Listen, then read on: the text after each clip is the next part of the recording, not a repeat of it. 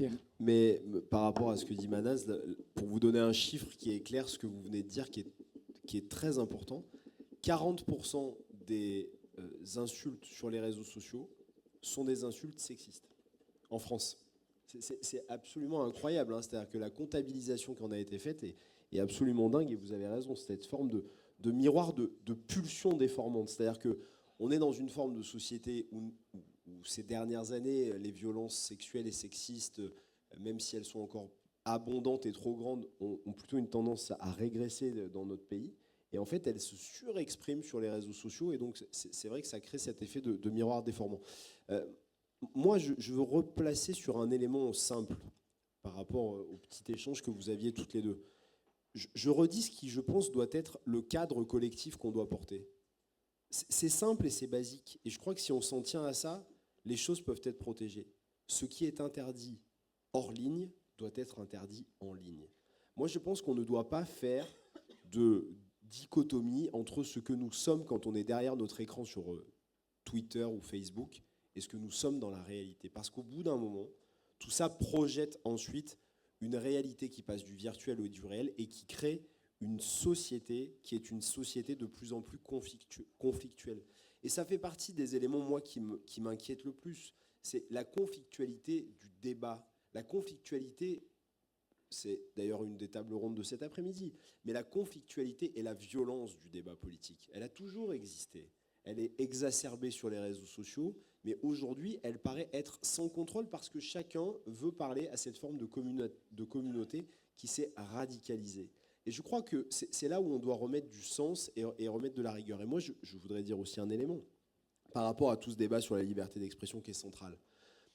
Il s'est passé hier une scène absolument remarquable à Istanbul, où vous avez des milliers, des dizaines, des centaines de milliers de Turcs qui sont allés manifester spontanément. C'était des appels qui ont été lancés d'ailleurs sur les réseaux sociaux pour la liberté du maire d'Istanbul qui a été arrêté de manière arbitraire.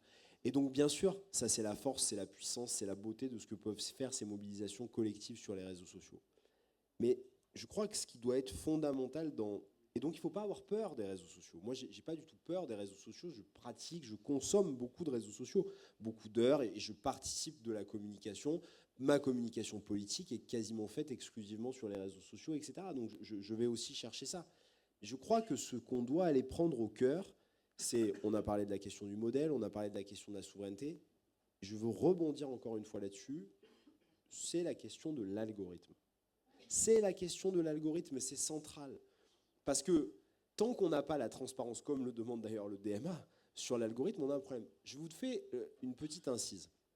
Vous avez eu l'élection en Roumanie qui a été, notamment pour le candidat Georgescu, qui a été annulée. Ce candidat-là, quand même, qui se retrouve en tête d'une élection en Roumanie, élection présidentielle, 6 mois avant l'élection, était inconnu. Inconnu. Il a été poussé par TikTok. La Cour suprême de Roumanie l'a démontré. Au Parlement européen, on a auditionné TikTok. Moi, j'ai auditionné le PDG de TikTok, qui est venu pendant 3 heures devant la commission au Parlement européen. Je lui ai posé 10 questions. Mes collègues roumains lui en ont posé des dizaines. Pendant 3 heures, il nous a répondu « It's my business model ». It's my business model. Et c'est ce que vous disiez tout à l'heure qui est très juste. Quand Vladimir Poutine attaque l'Ukraine, ça lui coûte des milliards, ça lui coûte des hommes, ça lui coûte des vies, ça déstabilise d'un point de vue interne son pays. Quand vous avez une puissance étrangère qui attaque une démocratie par le biais d'un réseau social, ça coûte beaucoup moins cher. Quand vous faites, et quand TikTok, parce que c'est ce que la Cour suprême roumaine a démontré, quand TikTok investit par fonds de puissance étrangère et d'ingérence étrangère pour que ce candidat Georgescu, pro-russe, candidat pro-russe, devienne président de la Roumanie, c'est pour déstabiliser la région. C'est pas gratuitement, c'est pas pour les beaux yeux de Georgescu. Quand Musk fait la promotion de l'AfD en Allemagne et fait ce débat où il le pousse sur X, quand Musk va soutenir les candidats d'extrême droite au Royaume-Uni, quand vous avez Sarah Knafo qui a doublé son audience sur les réseaux sociaux depuis qu'elle va dans les cercles complotistes aux États-Unis, etc. Tout ça est un modèle politique de déstabilisation de nos démocraties. Et donc, je ne dis pas qu'il faut supprimer tout ça, évidemment que non. Ce que je dis, c'est que nous devons avoir l'algorithme, c'est-à-dire le moteur de la voiture doit être ouvert et pour qu'on voit exactement ce qui se passe, qu'est-ce qui est mis en avant, qu'est-ce qui est généré. Moi, je le redis, j'ai posé des questions, notamment à TikTok, je sais que je n'aurai pas de réponse et je ne vais pas lâcher ça. Tout ça est documenté.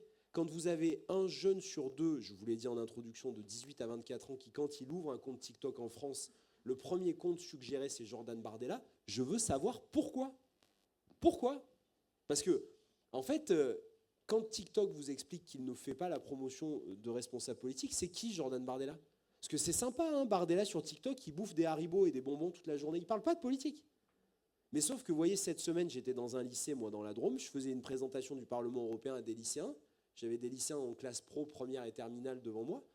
Première question que les lycéens me posent, il y avait une centaine de lycéens, « Ah, vous avez déjà rencontré Jordan Bardella ?» Mais oui, parce que le mec, c'est une star. Pas, bien sûr, il y a le débat politique, mais c'est une star des réseaux sociaux. Il est suivi par des millions d'abonnés sur TikTok. Mais ça ne vient pas comme ça. C'est pas par l'intelligence de ses analyses sur TikTok, hein, je vous assure. Si vous regardez ce qu'il fait, non, mais il mange des bonbons sur TikTok. Il est sympa, il y a de la musique, il fait 2 pas de danse, etc. Mais il est mis en avant. Et ça, c'est l'algorithme.